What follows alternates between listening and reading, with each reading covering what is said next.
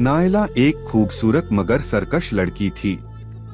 उसका ताल्लुक एक मजहबी खानदान से था, लेकिन उसका दिल कभी भी दीन की बातों में नहीं लगा। उसे तेज आवाज में म्यूजिक सुनना बेहद पसंद था, यहाँ तक कि नमाज के वक्त भी वो म्यूजिक बंद करना जरूरी नहीं समझती थी। उसकी माँ उसे बार बार समझाती कि इबादत के वक्त खामोशी इख्तियार किया करो, लेकिन नायला हर बार थोड़ी देर के लिए म्यूजिक बंद करती और फिर से शुरू कर देती। उसकी माँ उसे शाम के वक्त छत पर जाने से मना करती, मगर नायला इन बातों को सिर्फ किस्से खानियां समझती थी। एक दिन जब वो ट्यूशन जा रही थी, माँ ने कहा, बेटा आयतुल कुर्सी पढ़कर निकला करो, अल्लाह हिफाजत करता है। मगर नायला ने कान में हेडफोन लगाए और मोबाइल में मस्त बाहर निकल गई। रास्ते में एक कब्रिस्तान पड़ता था, वो वहाँ से बेफिक्री से गुजर रही थी। तभी अचानक उसके फोन पर कॉल आई और तेज गाना बजने लगा। तभी उसे एक अजीब धुआं महसूस हुआ जो उसके चारों ओर फैलने लगा।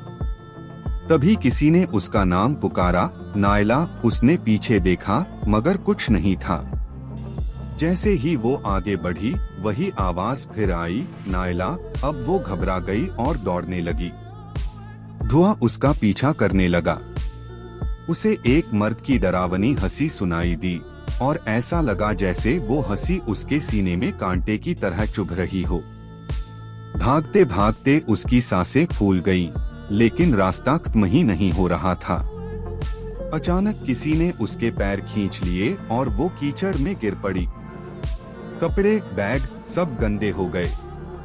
अब वो जोर जोर से रोने लगी, मगर कोई सुनने वाला नहीं था। तभी उसकी माँ की आवाज याद आई, आयतुल कुर्सी पढ़ा करो, अल्लाह हिफाजत करता है। उसने पढ़ने की कोशिश की, लेकिन उसकी जुबान साथ नहीं दे रही थी। तभी अचानक सामने धुएं में लिपटा एक लाल आंखों वाला जिन्न खड़ा था।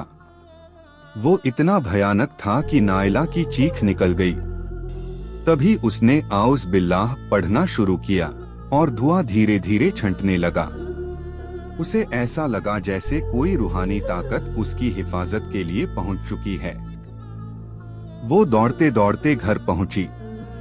दरवाजे पर जोर जोर से दस्तक दी, अम्मी दरवाजा खोलो। अम्मी बाहर आईं। नायला को इस हाल में देखकर घबरा गईं। नायला उनकी गोद में गिरकर बेहोश हो गई। होश आने के बाद नायला ने बस इतना कहा, कुछ मत पूछो अम्मी, बस मुझे अपने पास रखो। उस रात नायला को फिर वही खौफनाक मंजर सपने में दिखाई दिया। अचानक वो जमीन पर गिरी हुई थी, जैसे किसी ने उसे बिस्तर से धक्का दिया हो। फिर वही मर्द की हंसी। वो चिल्लाई, अम्मी इसे चुप करवाओ। अम्मी ने उसे उठाया और वॉशरूम भेजा। थोड़ी देर बाद वॉशरूम का दरवाजा जोर से खुला। नायला घबराई हुई बाहर निकली।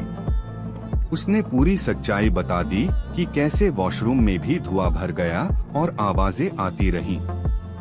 अब अम्मी समझ गई, मामला आम नहीं है। अगले दिन वो मस्जिद के इमाम साहब को बुला लाईं। इमाम साहब ने घर में अजीब बदबू महसूस की और कहा, इस घर में कोई साया है। फिर उन्होंने कुरान की तिलावत शुरू की। जैसे ही तिलावत शुरू हुई, नायला चीखने लगी।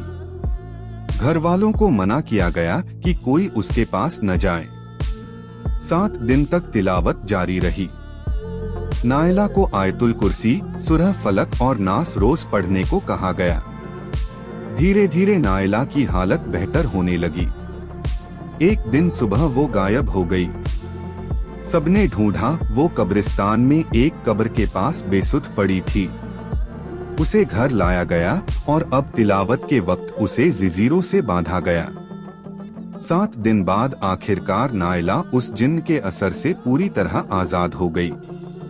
अब वो दिन रात इबादत में लगी रहती और अल्लाह से हिफाजत मांगती।